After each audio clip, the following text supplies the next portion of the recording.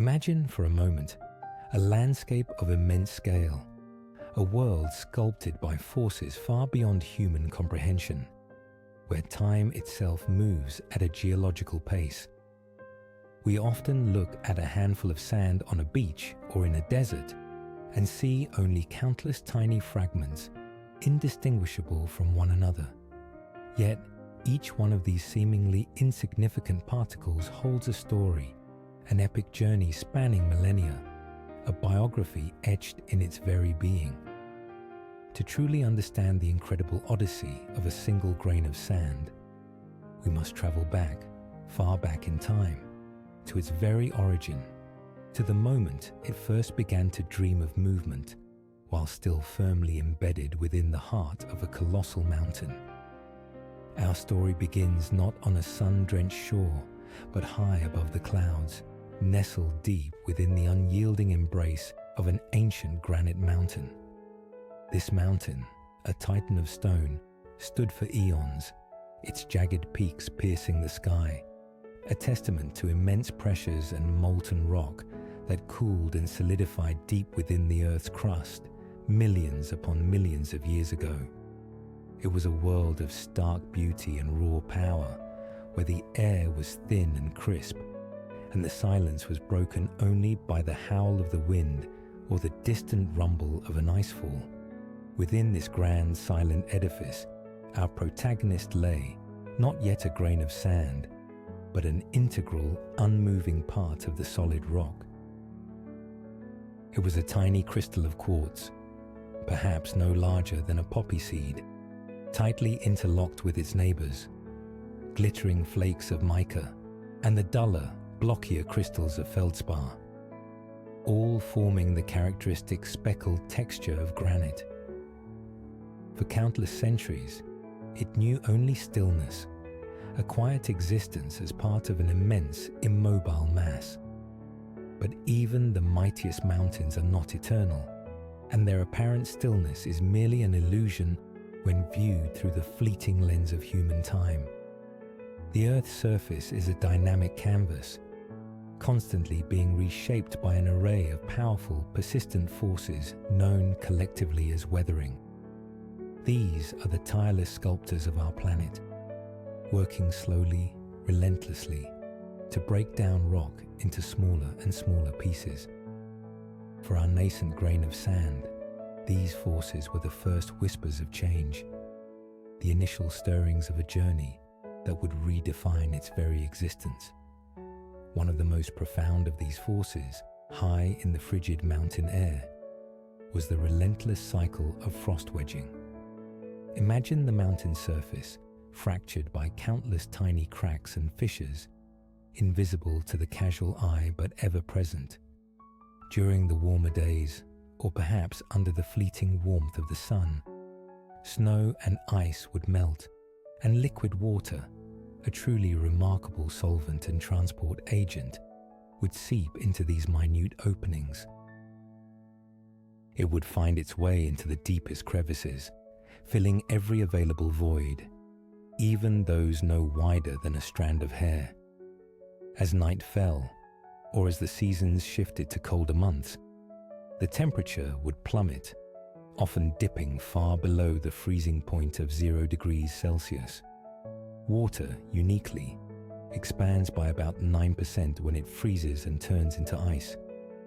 This expansion exerts an incredible pressure on the surrounding rock, a force that can exceed 2,000 pounds per square inch, or about 140 kilograms per square centimeter, easily enough to split even the hardest stone over time.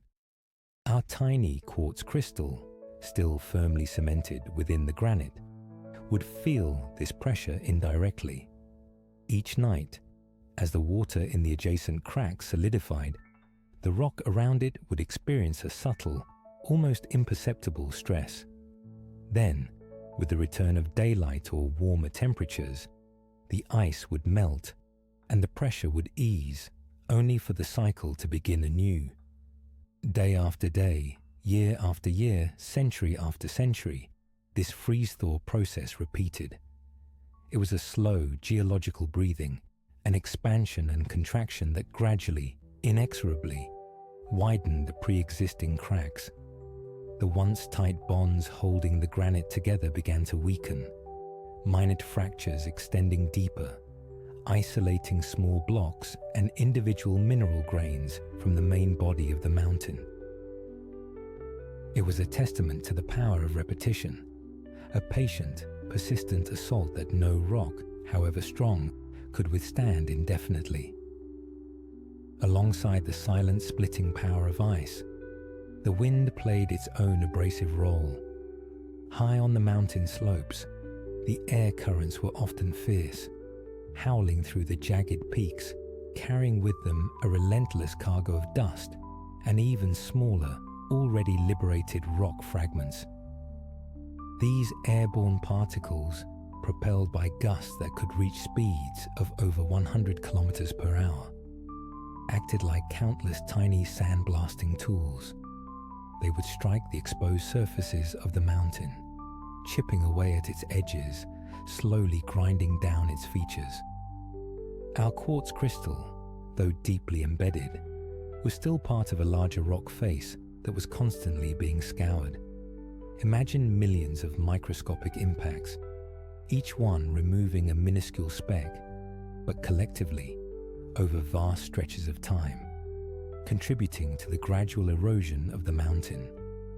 This process smoothed some surfaces, sharpened others, and crucially, loosened the bonds between individual mineral grains, making them more susceptible to other forms of weathering. And then there was water, in its liquid form, the universal solvent and the prime mover of material across the Earth's surface. Rain fell, sometimes gently, sometimes in torrential downpours, cascading down the mountain slopes.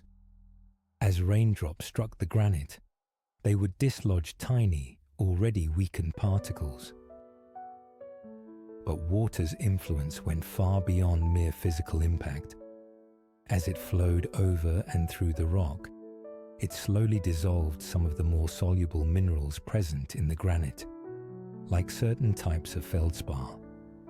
This chemical weathering further weakened the rock structure, turning hard, crystalline material into softer clays or dissolving it entirely.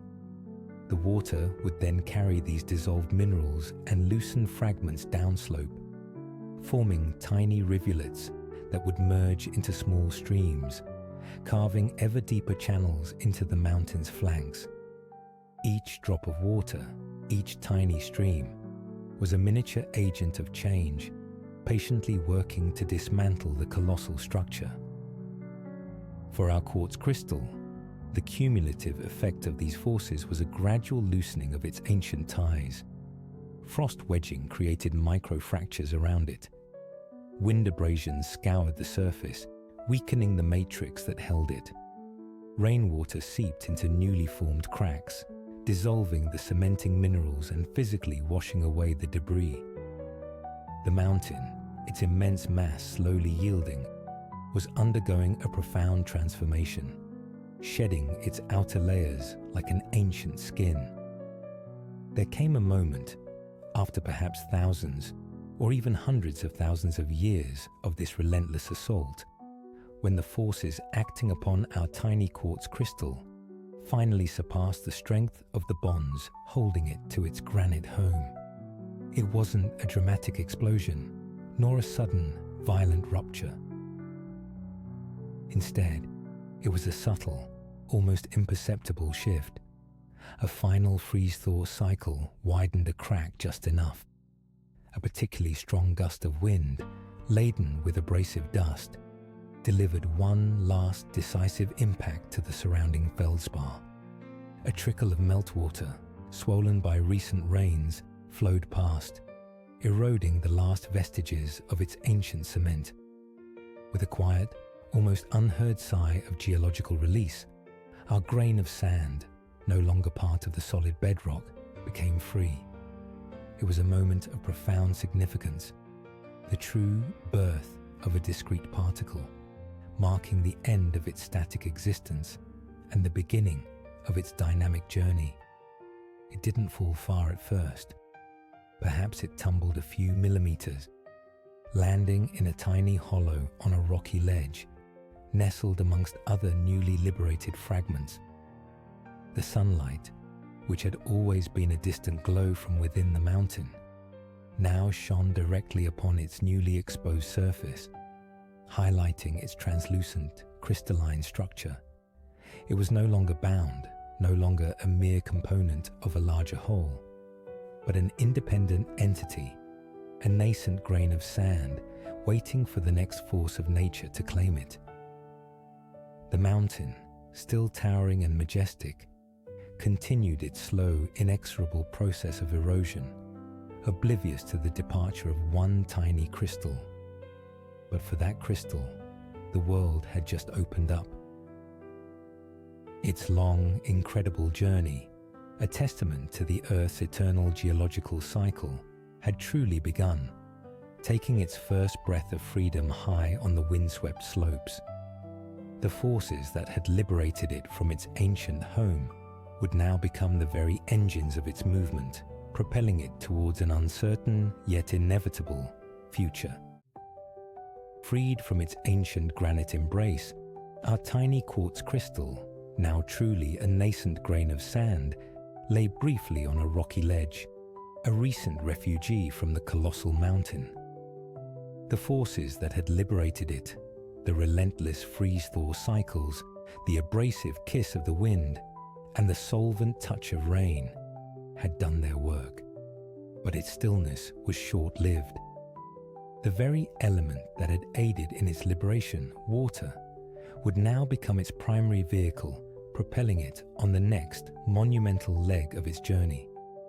Imagine a sudden torrential downpour, or perhaps the accelerated melt of a spring snowpack high on the mountain slopes.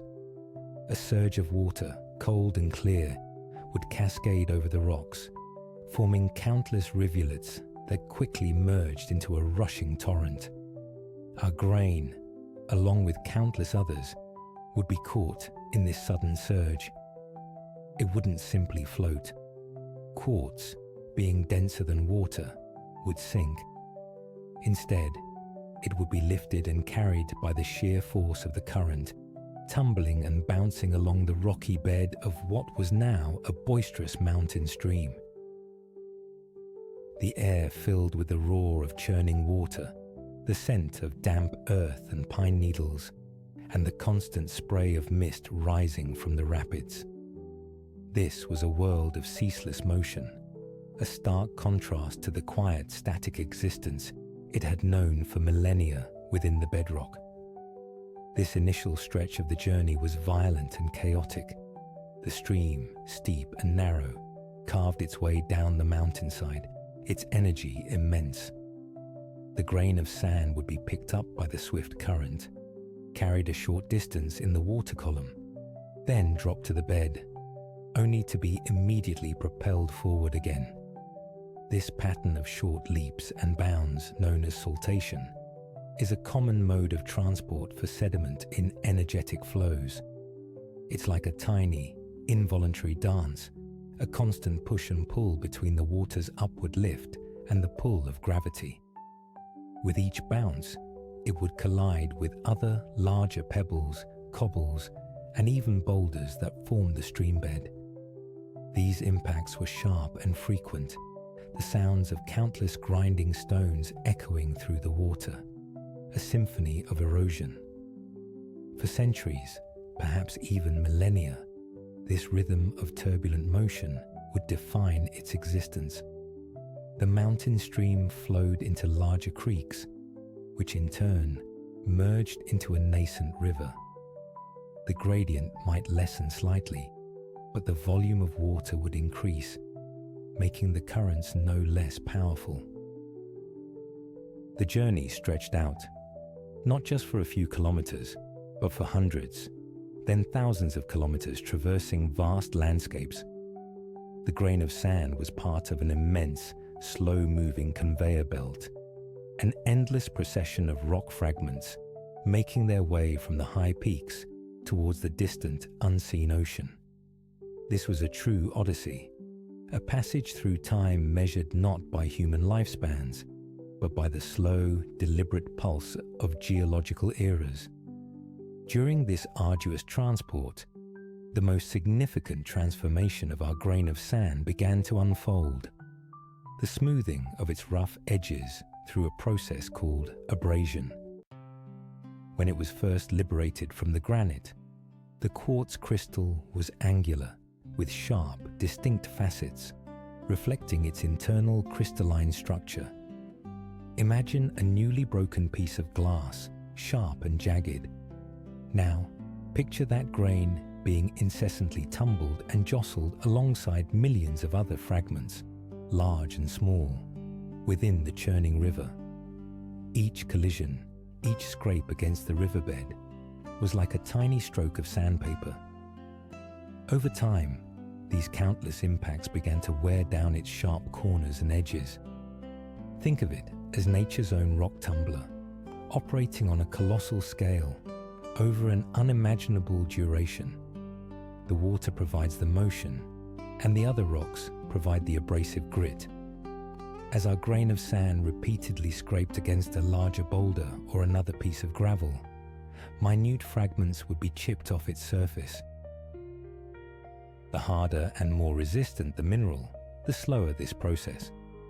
Quartz, being a relatively hard and durable mineral, resisted this wear better than softer minerals like feldspar or mica, which would break down into smaller pieces or dissolve more readily.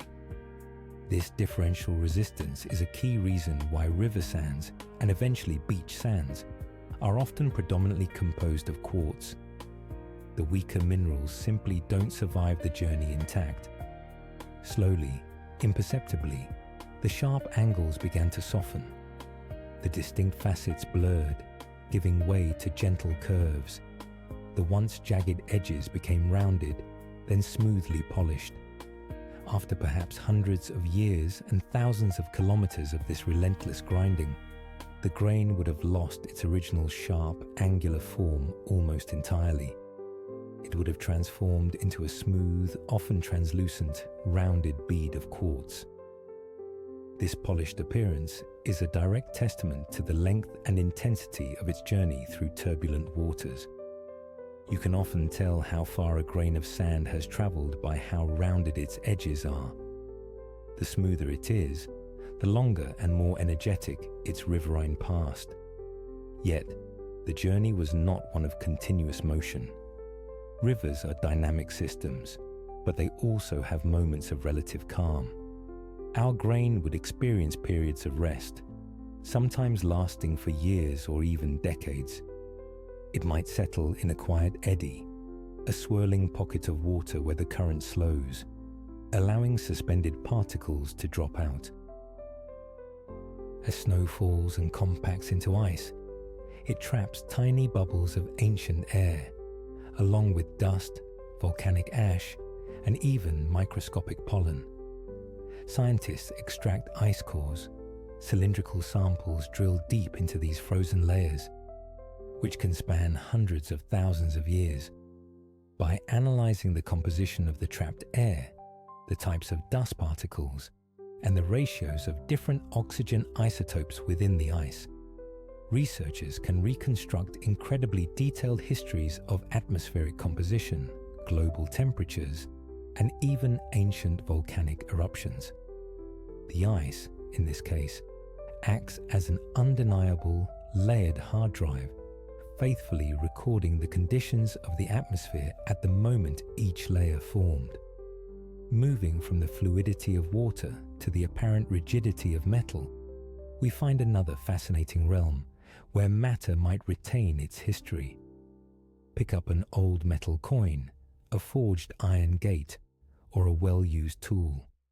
These objects have undergone immense transformations, from raw ore to refined material, then shaped by fire and force. Could the metal remember the scorching heat of the furnace, the rhythmic blows of the hammer, or the relentless pressure that shaped it? Indeed, at a microscopic level, metals are profoundly influenced by their past. Metals are crystalline structures, meaning their atoms are arranged in highly ordered, repeating patterns called crystal lattices. The familiar sensation of tumbling and abrasion would return as it was carried downstream, perhaps over sections of the riverbed it had never encountered before. The river's course itself could shift over time, especially during major flood events, carving new channels and abandoning old ones, further prolonging the journey. A bend in the river might slowly migrate, or a new sandbar might form, only to be eroded away in the next high water event. Each flood was a reset, a renewed impetus for movement, ensuring that the grain's long descent from mountain to sea continued inexorably through the vast network of waterways. This cycle of motion and rest, of abrasion and quiet deposition, continued for untold centuries. The river carried our grain through diverse landscapes, from narrow, forested canyons where the water roared, to wider, flatter valleys where the currents slowed and spread. It passed by ancient settlements beneath the gaze of towering forests and across vast plains. With each kilometre, it became a little smoother, a little more rounded, a testament to the patient, persistent work of the river. The once sharp fragment of quartz, born of a mountain's slow demise, was now a perfectly formed, water-worn grain of sand, an enduring survivor of an epic riverine journey, steadily approaching a new, vast frontier, the expansive, ever-shifting shores of the great ocean. Its riverine chapter was drawing to a close, but a new, equally profound stage of its biography was about to begin. After millennia of patient, relentless travel, a journey measured not in human lifetimes, but in the slow, grinding turn of geological epochs, our tiny quartz crystal, now beautifully rounded and smoothed, felt a profound shift in its ancient rhythm. The rushing, turbulent currents of the mountain river, which had been its tireless companion for thousands of kilometers, began to slacken. The river itself widened, spreading its waters across a vast, flat expanse, a sprawling network of braided channels and shifting mudflats. This was a delta, a sprawling landform created by the deposition of sediment carried by a river as it enters a slower-moving body of water, in this case, the immense, boundless ocean. The once powerful current, which had so eagerly propelled our grain downstream, now lost its urgency, dissipating its energy across countless branching paths. The grain, along with countless billions of its brethren, fragments of feldspar, mica, and other weathered minerals, began to settle, sinking slowly through the increasingly murky water. It was no longer a frantic tumble, but a gentle descent, a quiet coming to rest on a soft bed of accumulated silt and sand. This period of settling marked a crucial transition, a moment where the freshwater embrace of the river gave way to the subtle, saline whisper of the encroaching sea. The water around it, once purely mountain fresh, now held a faint briny tang, a harbinger of the vast, salty world it was about to enter. For a time, perhaps years or even decades, the grain lay nestled within this transitional zone, part of the ever-growing delta, buried under layers of new sediment with each passing flood season. It experienced the regular ebb and flow of tides, the gentle, rocking motion of currents, and the occasional stirring of the riverbed by a particularly strong surge. But the delta was merely a temporary staging ground, a grand waiting room before its next great adventure. Eventually, through the relentless shifting of channels, the erosion of banks, and the persistent push of the river's outflow, our grain was once again dislodged. It was carried, not with the furious energy of its mountain beginnings, but with a softer, more deliberate movement towards the very edge of the land. Then came the moment of arrival, a grand unveiling. The water around it grew clearer, shallower, and the pervasive scent of salt became stronger, invigorating. With a final, gentle push from a small wave, our grain was deposited onto a sun-drenched beach, a vast open expanse where the land met the sea. It was a world of dazzling light and constant motion, a stark contrast to the dark, churning depths of the riverbed or the frigid, shadowed cracks of its mountain birth. Here, under the vast dome of the sky, it found itself amongst an unimaginable multitude of other grains, each one a veteran of its own epic journey, polished and rounded by countless impacts, glinting in the brilliant sunlight. Life on the beach was a dynamic, ever-changing existence, defined by the interplay of two powerful forces: the persistent breath of the wind and the rhythmic pulse of the ocean waves. For a period, the grain lay still, warmed by the sun, feeling the gentle vibrations of the incoming and outgoing tides.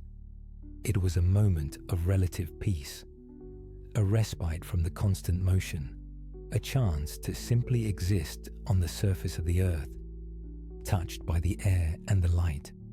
It was part of an immense, shimmering tapestry of sand, stretching for kilometers along the coastline, a temporary stage between the land and the sea.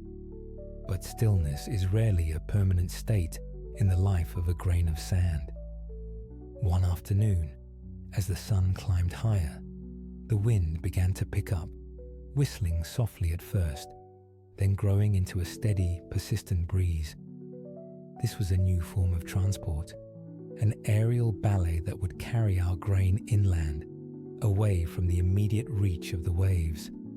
The wind, invisible yet undeniably powerful, exerted a subtle pressure on the exposed surfaces of the beach. It began by lifting the lightest, driest grains, carrying them a short distance before dropping them. But for our grain, and billions like it, the primary mode of wind transport was something called saltation. Imagine the wind as a tireless sculptor, constantly working the surface. As the breeze gained strength, it would nudge our grain, then lift it a few centimeters into the air.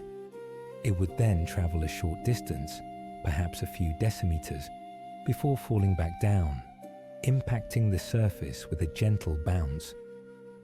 This impact, though slight, was enough to dislodge other grains, sending them into their own brief, airborne arcs.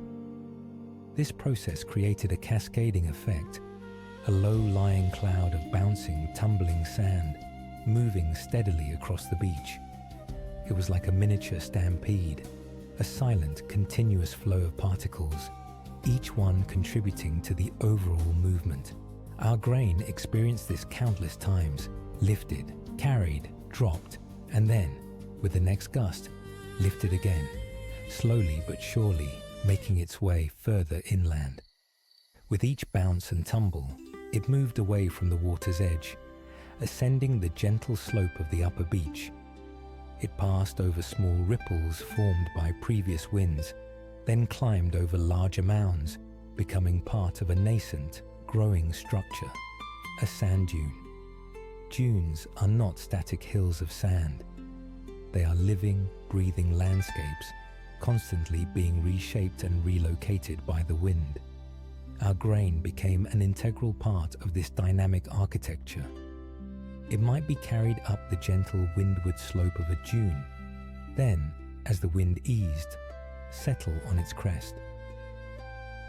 Or it might be pushed over the edge, tumbling down the steep slip face on the leeward side, coming to rest in a new temporary embrace with thousands of other grains. For many years, perhaps even centuries, our grain of sand experienced this itinerant life within the dune system. It was buried, then uncovered, then buried again, as the wind continually sculpted its surroundings. One season, it might find itself deep within the heart of a towering dune, perhaps 10 meters, even 50 meters high, feeling the immense weight of the sand above it. The next, a shift in wind direction might expose it again to the sun and air, lying bare on the surface, ready for another journey. Imagine being part of a vast, moving landscape, a slow-motion wave of Earth, sometimes advancing many meters in a single year, sometimes stable for decades. Our grain contributed to these colossal structures, which can stretch for kilometers along a coastline, acting as natural barriers protecting the land from the sea. It was a collective effort, a testament to the power of countless tiny actions accumulating over vast stretches of time, creating features that appear permanent, yet are ceaselessly changing. The wind, while a master sculptor, also carried other things: tiny fragments of shell, dried plant matter, even the occasional insect. Our grain would brush against these, feeling the subtle textures, becoming part of a rich, complex ecosystem that thrived on the shifting sands. It was a temporary home, a pause in its liquid journey, but one filled with its own unique forms of motion and interaction. The dry, airy environment of the dune was a world apart from the wet, abrasive riverbed. Here, the forces were more subtle, the movements more gentle, though no less powerful in their cumulative effect. Yet, as with all things in the life of a grain of sand, this terrestrial interlude was destined to end. The ocean, which had initially relinquished our grain to the wind, would eventually reclaim it. The sea is a relentless force, constantly probing the edges of the land, its tides rising and falling with astronomical precision. One day, perhaps during a powerful storm, or simply an exceptionally high tide coinciding with strong onshore winds, the ocean's reach extended further than usual. The waves, no longer gently lapping at the shoreline, surged with immense power, crashing against the very base of the dunes. Imagine the roar of the surf, the colossal energy of countless tons of water slamming against the land.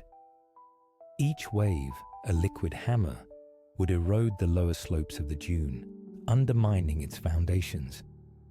Our grain, which had spent years or decades nestled safely within the dry embrace of the dune, suddenly felt the cold, powerful rush of seawater. The sand around it became saturated, losing its cohesion. With a final, powerful surge, a breaking wave enveloped the section of the dune where our grain resided. It was pulled with an irresistible force from its temporary sandy home, swept away by the churning water. The sensation was one of sudden submersion, a return to the liquid world. The sun-warmed dryness of the dune was replaced by the cold, dark embrace of the salty ocean. It was no longer bouncing in the air, but tumbling and swirling in the turbulent surf, caught in the undertow, the powerful current that pulls water and sediment back out to sea after a wave breaks. This was the ocean's reclamation, a majestic and unyielding process that continuously reshapes coastlines. Our grain was now part of the vast, salty expanse, carried by currents, beginning its next and perhaps deepest journey. The beach and its shifting dunes were now behind it, a memory of a sunlit, windy interlude. The endless blue, a world of new currents and unimaginable depths, lay ahead. The journey of our grain of sand, born from the granite heart of a mountain, had taken it across vast river systems and deposited it, however briefly, on a sun-drenched beach. It had known the abrasive power of wind and the turbulent embrace of river currents. But the ocean, that boundless, restless expanse, offered a new chapter, a new set of forces, and an entirely different rhythm of existence. Pulled from the shifting sands of the dune by a powerful wave, our grain was now fully immersed in the briny depths, beginning what would be its longest and most profound transformation yet. Imagine the sheer power of the ocean's edge, where land meets sea in a constant, roaring battle. Here, in the surf zone, the water is a chaotic symphony of motion. Waves break, crash, and recede, churning the sandy bottom with immense force. Our grain, a tiny quartz crystal no larger than a poppy seed, found itself caught in this relentless back and forth, tumbling and rolling with countless others. It was a dizzying, disorienting experience, a final dance of abrasion as it rubbed against its fellow grains, each jostle a subtle refinement of its already smooth, river-polished surface. This initial turbulence, however, was merely a prelude to a much grander voyage, a journey into the deep blue unknown. Soon, the grain was swept beyond the immediate chaos of the breaking waves, drawn into the more organized, yet equally powerful embrace of ocean currents. These are like vast, invisible rivers flowing within the sea, driven by a complex interplay of wind, temperature differences, and Earth's rotation. Some currents skim the surface, propelled by prevailing winds, while others, deep and cold, move ponderously through the abyssal plains. For our grain, this meant a new form of transport, no longer the stop and start rush of a river, nor the wind-driven bounce of a dune, but a steady, continuous drift suspended within the water column.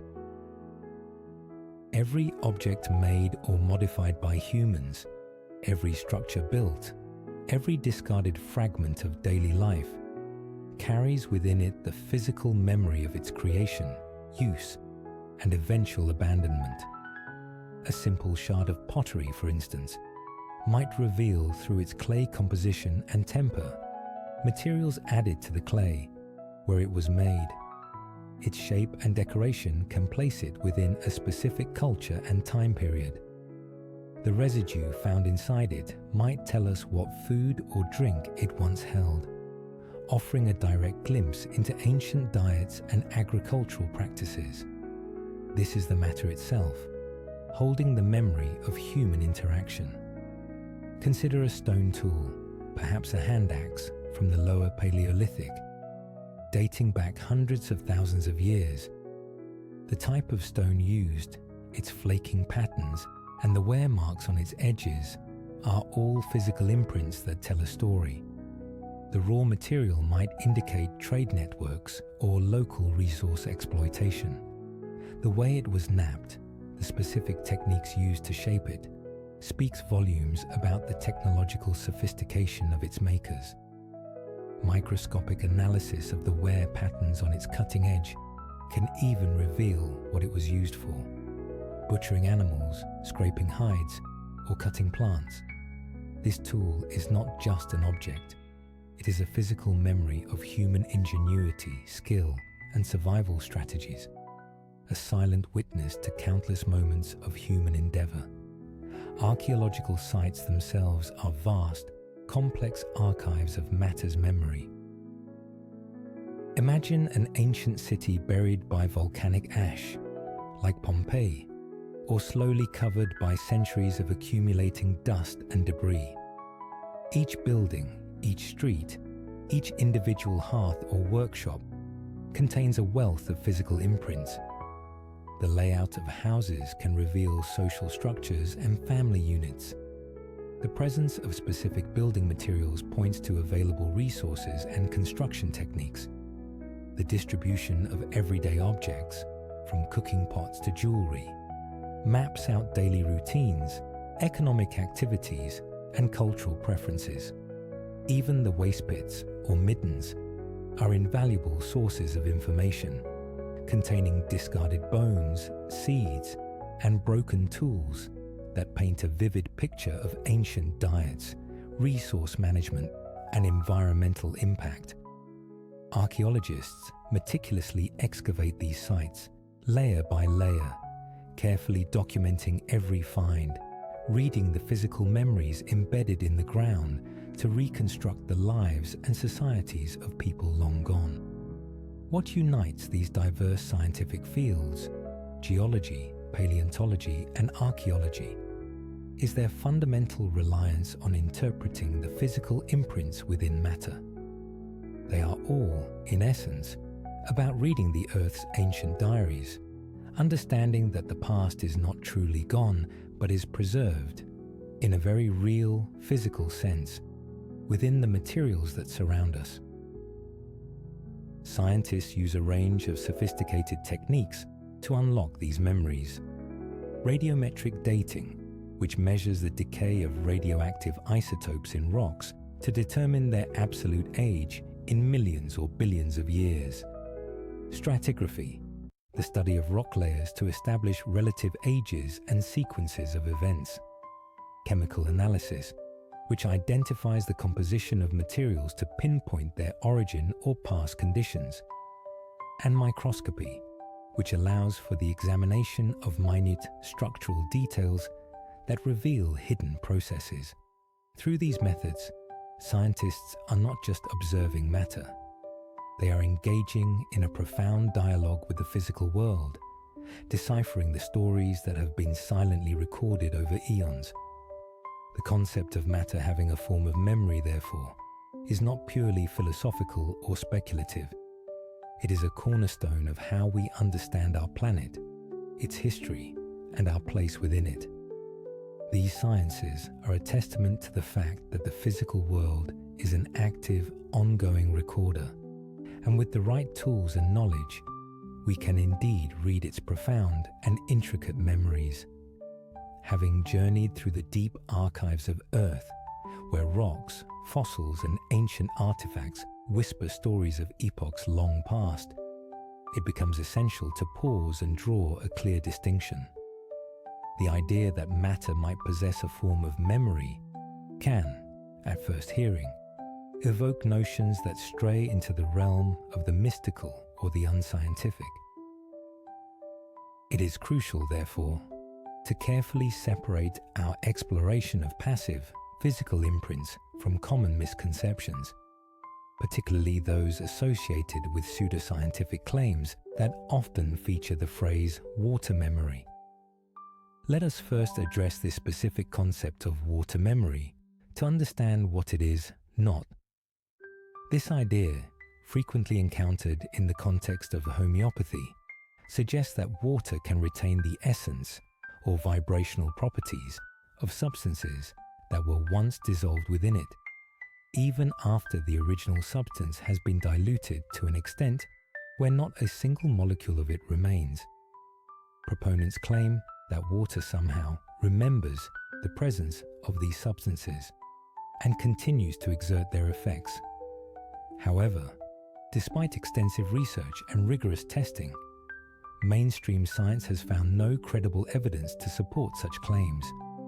There is no known physical or chemical mechanism by which water molecules, which are constantly interacting, forming, and breaking bonds with astonishing speed, could indefinitely retain a specific, non-physical imprint of a dissolved solute once that solute is physically absent. The rapid dynamic nature of water's molecular structure simply does not allow for such stable, persistent information storage in the way imagined by these theories. To suggest otherwise would require a fundamental rewriting of our understanding of physics and chemistry, something that has not been supported by empirical observation. Our discussion, by contrast, is rooted firmly in the observable, measurable, and verifiable principles of physics and materials science. When we speak of matter having a memory, we are referring to passive physical data storage. This is not about consciousness, sentience, or any magical ability to recall past events. Instead, it concerns the tangible, structural, and chemical alterations that occur within a material when it interacts with its environment or experiences external forces. These alterations are not ephemeral. They are lasting physical changes that demonstrably influence the material's current state and its future behavior. Imagine it less as a mind remembering, and more as a physical object being subtly, yet permanently, reshaped by its history, much like a clay pot retains the marks of the potter's hands. Let us delve into some concrete scientific phenomena that exemplify this concept of physical imprint. One powerful example is material fatigue. When you bend a paperclip back and forth repeatedly, it eventually breaks. This isn't because the material suddenly decides to fail. It's because it accumulates damage with each bend. At a microscopic level, every time a material is subjected to repeated stress, a push, a pull, a twist, or a vibration, tiny, often invisible, cracks begin to form and grow. These are not grand visible fractures from the outset, but rather infinitesimally small disruptions in the material's crystal lattice, perhaps at a surface imperfection or around a microscopic impurity. With each subsequent cycle of stress, these microcracks propagate, extending their reach deeper into the material. Think of an airplane wing, designed to flex thousands of times during a single flight, or a bridge structure that vibrates constantly under the weight and movement of traffic. Each flex, each vibration, leaves a minuscule physical record. This accumulation of damage is the material's memory of its endured stresses. Engineers meticulously study a material's fatigue life, which is the number of stress cycles it can withstand before failure. This isn't a theoretical number. It's a practical measure of how much history of repeated loading a material can physically endure before its structural integrity is compromised. When a component finally fractures due to fatigue, examining the broken surface often reveals distinctive beach marks or striations, concentric rings like those found on a tree trunk. Each of these marks corresponds to a period of crack growth, a tangible, visual history of the cumulative stress the material experienced over its lifetime. This pattern is a direct physical imprint of its journey from perfect form to ultimate failure, a silent diary of its mechanical experiences. Another fascinating phenomenon that illustrates matter's physical memory is hysteresis.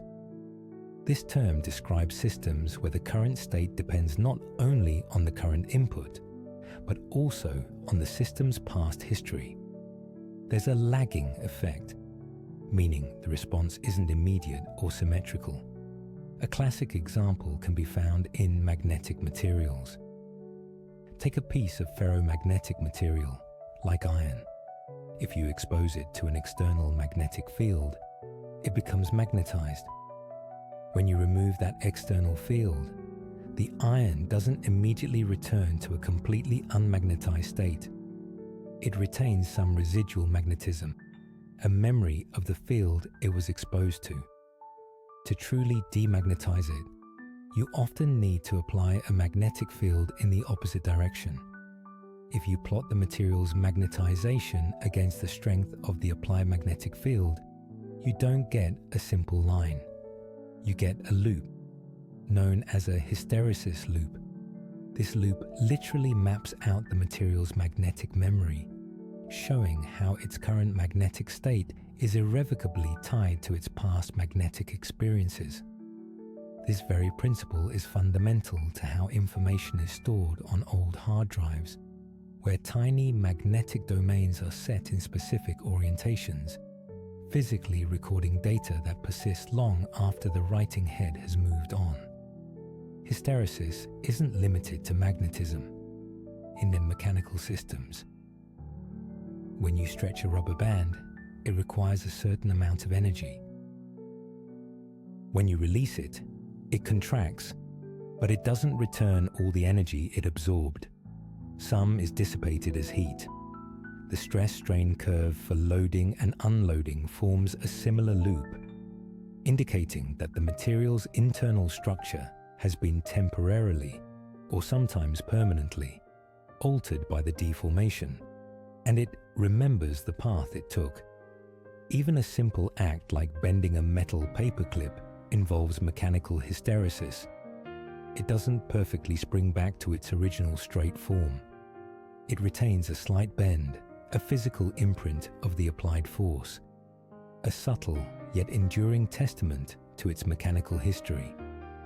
Similarly, in thermal systems, some materials exhibit phase transitions at slightly different temperatures depending on whether they are being heated or cooled, a form of thermal memory where the material's structural configuration lags behind the temperature change. Beyond fatigue and hysteresis, countless structural changes within materials serve as indelible imprints of their past. Consider, say, plastic deformation. When a material is stressed beyond its elastic limit, it undergoes a permanent change in shape. Think of a blacksmith hammering a piece of hot iron. The metal is not merely shaped, its internal structure is fundamentally rearranged. At the atomic level, planes of atoms within the crystal lattice slide past each other, creating defects known as dislocations. These dislocations are not temporary. They are permanent features of the material's atomic arrangement. Their number, type, and distribution become a direct physical record of the forces applied, the temperature at which it was worked, and the cumulative effort that went into shaping it. The material's final shape, its strength, and its ductility are all a direct consequence of this accumulated history of deformation. Similarly, phase transformations are profound structural changes that act as memory. Heating or cooling materials can cause them to completely reorganize their internal crystalline structure. For instance, the process of hardening steel involves heating it to a high temperature and then rapidly cooling it, quenching. This traps carbon atoms within a distorted iron lattice, creating a new, much harder phase called martensite. This martensite phase is a permanent physical record of the rapid cooling process and the high temperature the steel experienced. Conversely, annealing, a heat treatment where a material is heated and then slowly cooled, allows atoms to rearrange into a more stable, softer structure. This process can erase some of the memory of previous stresses or rapid cooling, but in doing so, it leaves its own new physical imprint, a record of the annealing process itself. Even the phenomenon of work hardening or strain hardening is a testament to matter's physical memory. As a metal is plastically deformed, the increasing density of dislocations within its structure begins to impede further dislocation movement, making the material stronger and harder. The more you work a metal up to a point, the tougher it becomes.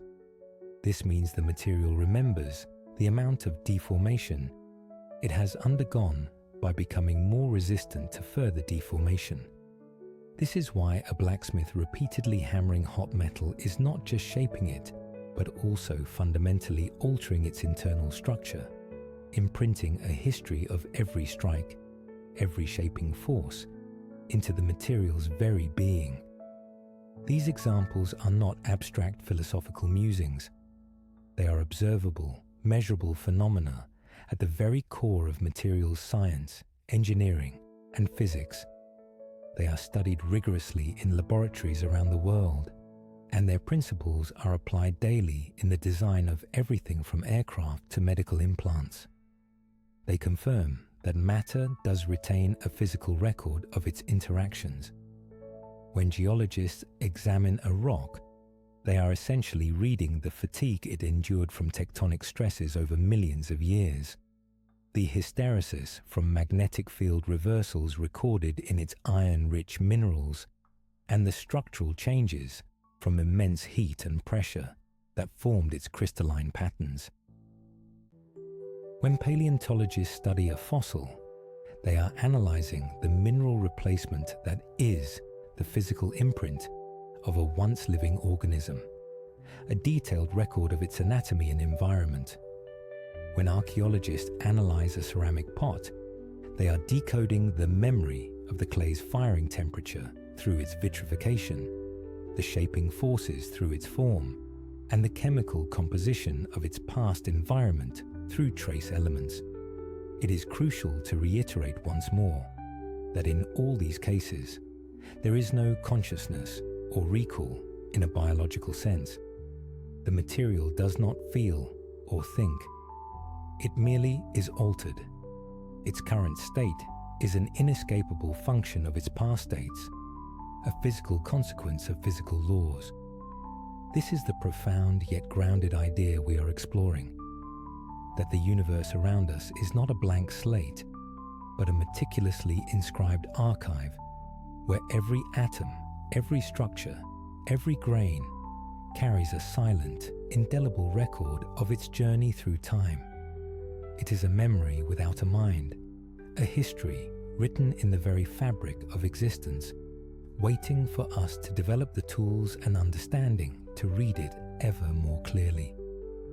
This scientific understanding of physical imprints offers a far more compelling and verifiable narrative than any pseudoscientific claim, inviting us to look at the world with a sense of wonder, grounded in the tangible reality of physics. Having journeyed through the concept of matter's passive memory, from the silent history embedded in a simple stone to the profound archives within Earth's crust and the subtle imprints in fluids, we now turn our gaze towards the horizon. What does this deep understanding of matter's past mean for our future? The scientific community is already at the forefront of deciphering these intricate stories, constantly pushing the boundaries of what can be read from the physical world. Current research and ongoing debates are not only confirming the pervasive nature of matter's memory, but also hinting at revolutionary possibilities for how we might interact with and even design materials that remember. Consider the field of materials science, a discipline dedicated to understanding the properties and behavior of materials and developing new ones. Here, the idea of matter remembering its past is not a philosophical musing, but a fundamental reality. Engineers routinely observe phenomena like material fatigue, where repeated stress leaves microscopic scars that accumulate over time, weakening the material.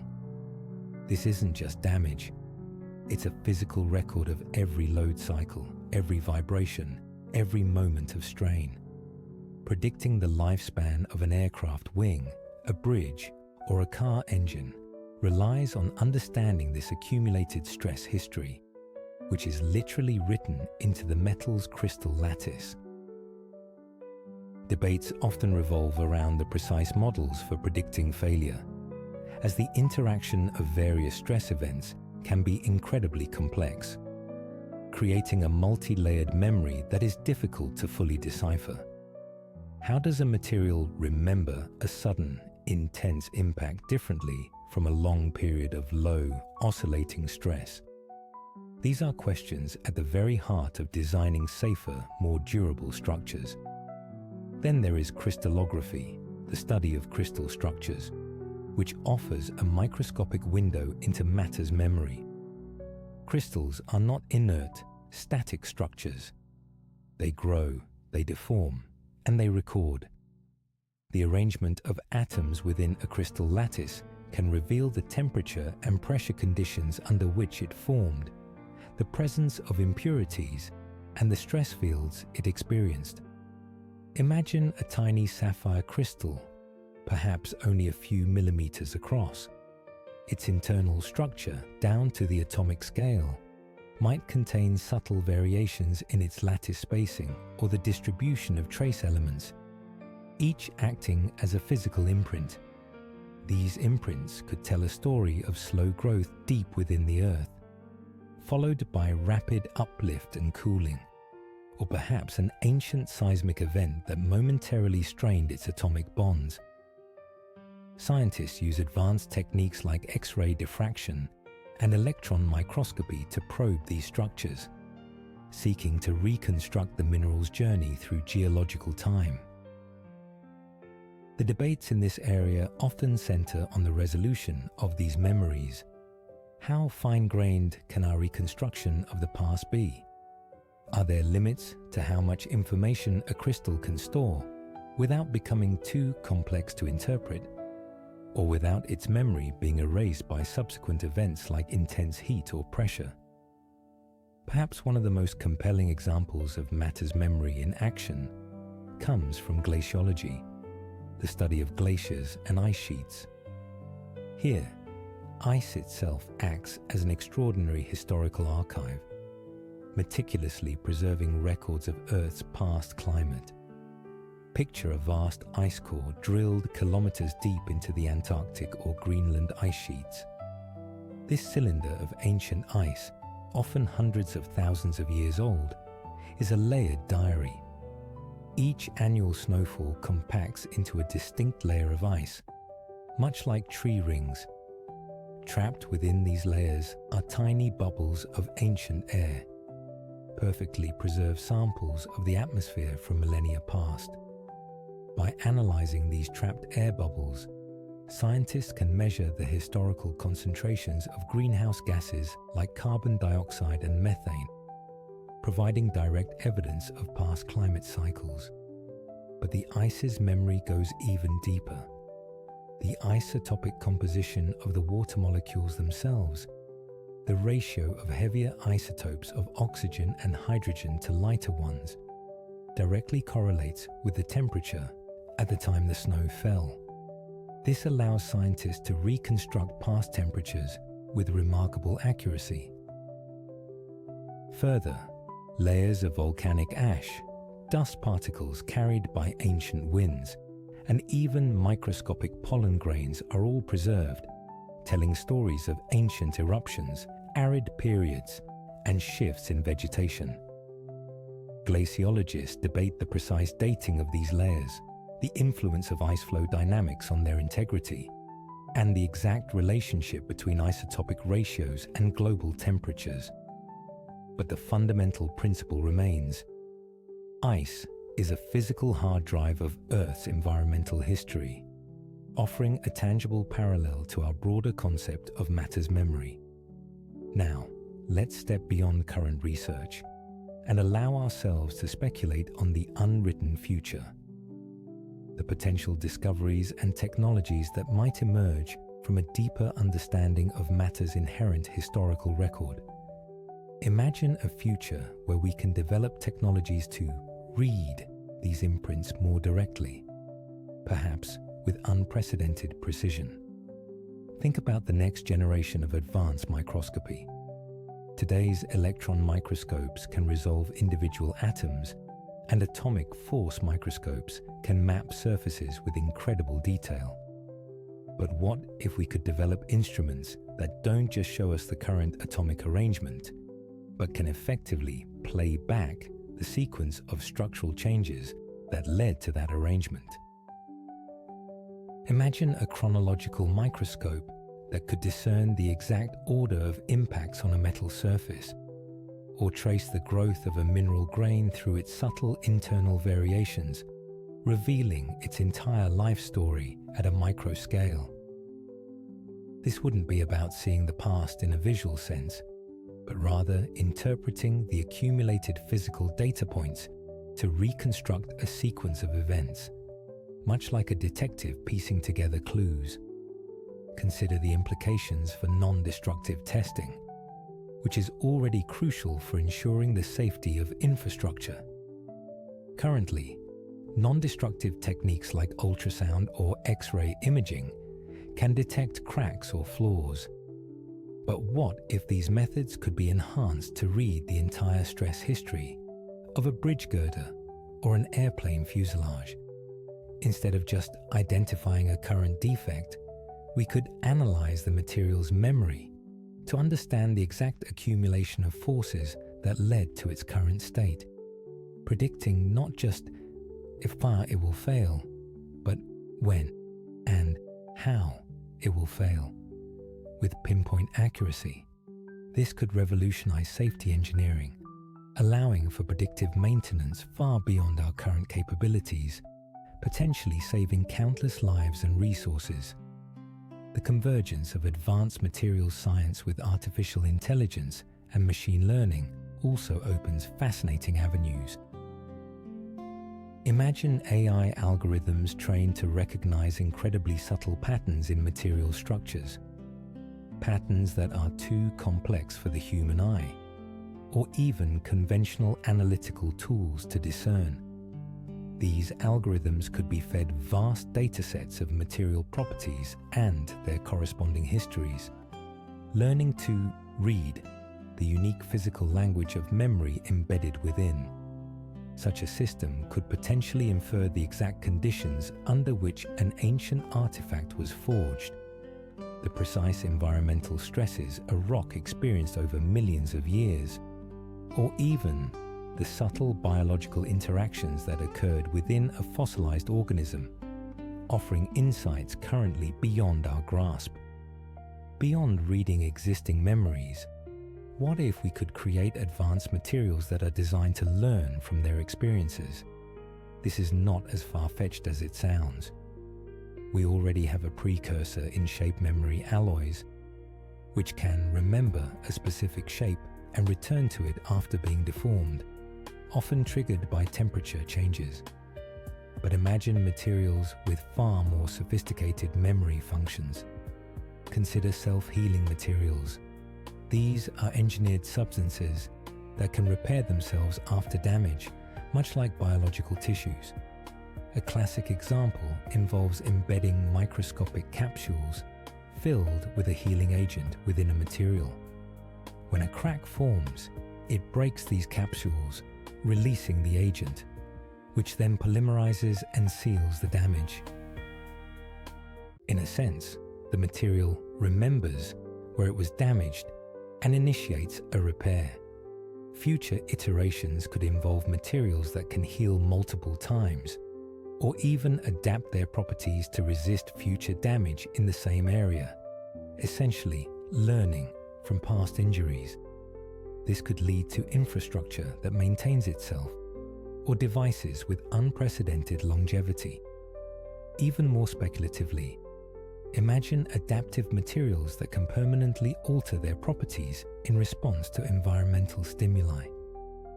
A material for a building facade, for instance, might remember prolonged exposure to intense sunlight by subtly changing its reflective properties to reduce heat absorption. Or a protective coating might stiffen permanently in areas that have experienced repeated impacts. These materials wouldn't just react, they would evolve based on their physical history, embodying a dynamic and functional form of matter's memory. The exploration of these silent archives of the physical world promises to unlock profound insights across numerous disciplines.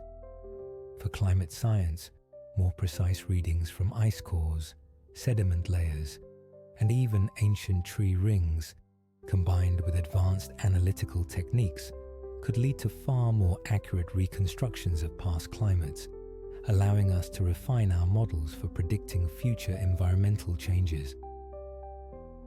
In planetary science, understanding how extraterrestrial materials, meteorites, lunar rocks, Martian soil, record their cosmic journeys could reveal unprecedented details about the formation and evolution of our solar system, perhaps even hinting at the origins of life itself.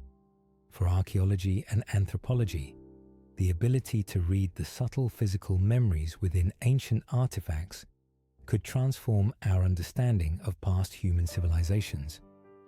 Imagine not just identifying a tool, but being able to deduce the exact sequence of forces applied during its use, the specific environmental conditions it endured, or even the subtle chemical traces of the hands that wielded it. This could breathe new life into historical narratives, making the past feel more tangible and immediate. Ultimately, this ongoing scientific endeavor and future speculation reinforce a powerful idea. Everything around us, from the smallest dust motes to the grandest mountain ranges, is a silent witness, a meticulous chronicler of its own journey. We are only just beginning to truly understand how to listen to these stories, to interpret the physical language of memory that permeates the universe. The unwritten future holds the promise of a deeper, richer connection to the world around us, revealing the intricate tapestry of time woven into the very fabric of matter. The quiet hum of our modern world, the steady rhythm of our daily lives, often obscures a profound truth. Everything around us, from the concrete beneath our feet to the air we breathe, holds an intricate, silent chronicle of its past. We have journeyed through the idea that matter, in its very essence, might possess a form of memory, not as consciousness, but as a deep, physical imprint. This concept extends far beyond mere philosophical musing. It carries immense practical significance, profoundly influencing how we build, how we understand our planet, and ultimately, how we see ourselves within the grand tapestry of the cosmos. Consider for a moment the realm of engineering and materials science, where the concept of matter's memory is not a speculative idea, but a foundational principle. When an aircraft takes flight or a bridge spans a vast river, the materials they are made from are constantly under stress, enduring the relentless pull of gravity, the vibrations of movement, and the subtle shifts in temperature. Each of these interactions leaves an indelible mark, a microscopic scar within the material's internal structure. For instance, in a metal beam, repeated flexing can cause tiny cracks to form and propagate, often too small to see with the naked eye. These cracks are a physical memory of every load the beam has borne, every tremor it has absorbed. Engineers meticulously study these phenomena, understanding that the current strength and integrity of a material are not solely determined by its initial composition, but by its entire operational history. They look for signs of fatigue, a term that perfectly captures the material's exhaustion from past efforts, which is essentially the accumulation of these structural memories. By reading these imprints, by understanding the nuanced ways matter records its experiences, we can predict when a component might fail, enabling crucial maintenance and preventing potentially catastrophic accidents, safeguarding lives and vital infrastructure. This deep understanding of material history is what allows us to design safer vehicles, construct more resilient buildings, and extend the lifespan of countless everyday objects, turning the invisible narratives of matter into tangible benefits for society. Beyond the engineered world, the Earth itself stands as a colossal archive, its layers and elements holding millennia of environmental memory. We have already touched upon how sciences like geology and paleontology interpret these records. Let's delve deeper into how this memory is not just interesting, but absolutely vital for our understanding of the present and our predictions for the future. Take, for instance, the majestic ice sheets of the polar regions. Within their vast, frozen expanse, successive layers of snow have compacted over hundreds of thousands of years, forming colossal ice cores that act as unparalleled climate archives. Each annual layer of ice contains trapped air bubbles, like tiny time capsules, preserving samples of the atmosphere from the distant past. Scientists can extract these bubbles and analyze their composition, revealing the exact concentrations of greenhouse gases like carbon dioxide and methane from epochs long before human industrialization. They can also examine the isotopic ratios within the water molecules themselves, which act as a precise thermometer, indicating ancient temperatures.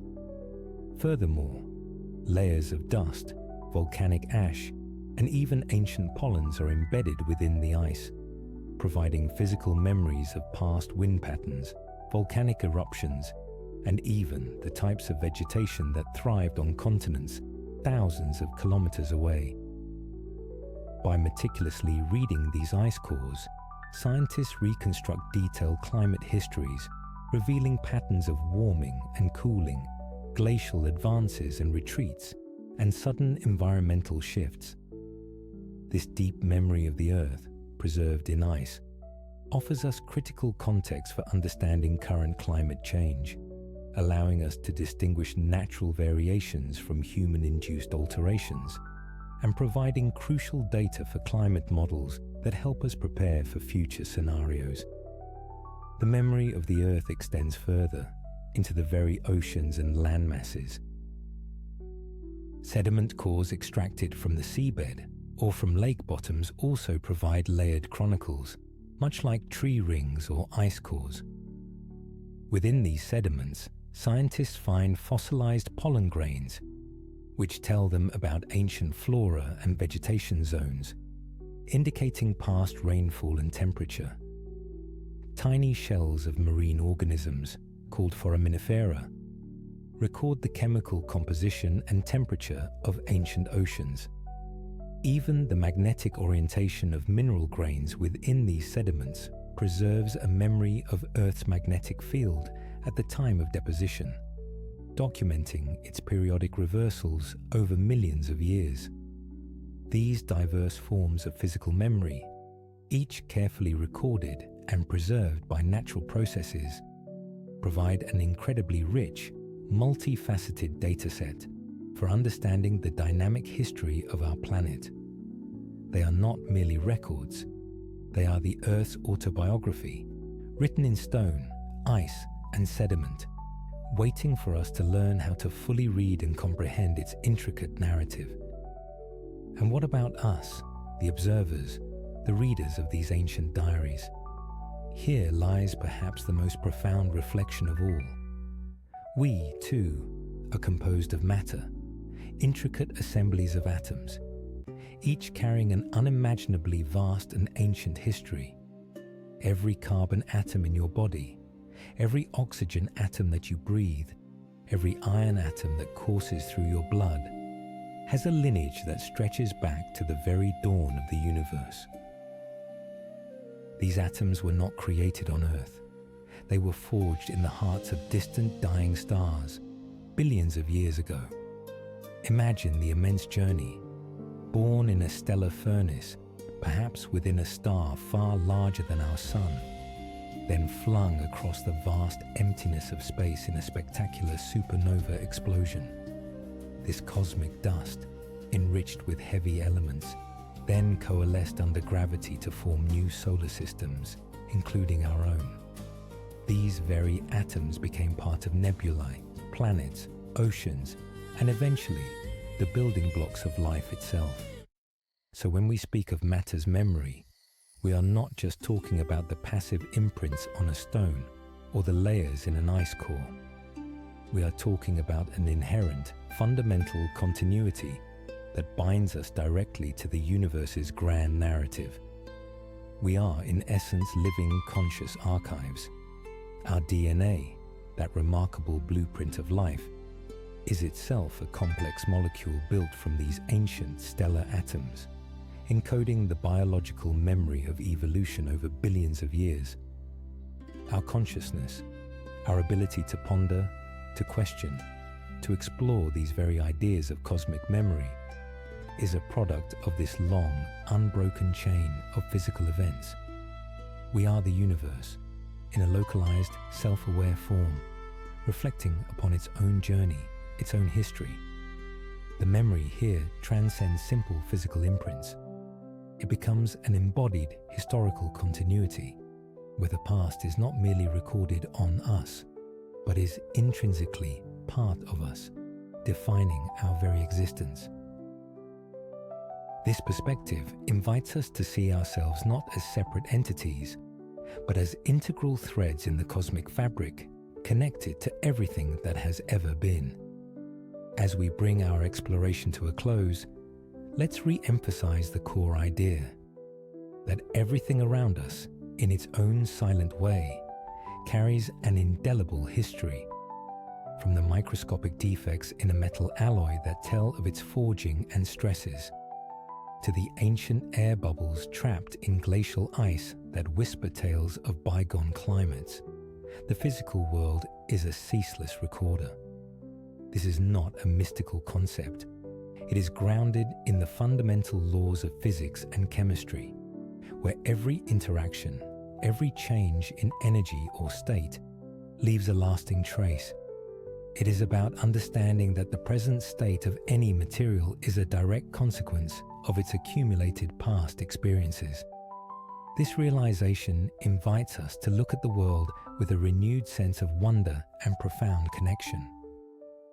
The next time you pick up a simple stone, a fallen leaf, or even feel the breeze on your skin, pause for a moment. Consider the invisible journey these elements have undertaken, the forces they have endured, the countless transformations they have undergone. Each carries a story, a memory woven into its very structure. The seemingly inanimate world is anything but inert. It is a dynamic, evolving tapestry of interconnected histories. Our quest to understand these histories, to decipher the subtle language of matter's memory, is an ongoing adventure that deepens our appreciation for the intricate beauty and complexity of our planet and the universe beyond. It reminds us that we are not just living on Earth, but living with Earth, and indeed, as the universe, all of us participants in a grand remembering cosmos, forever connected to its deep past and its unfolding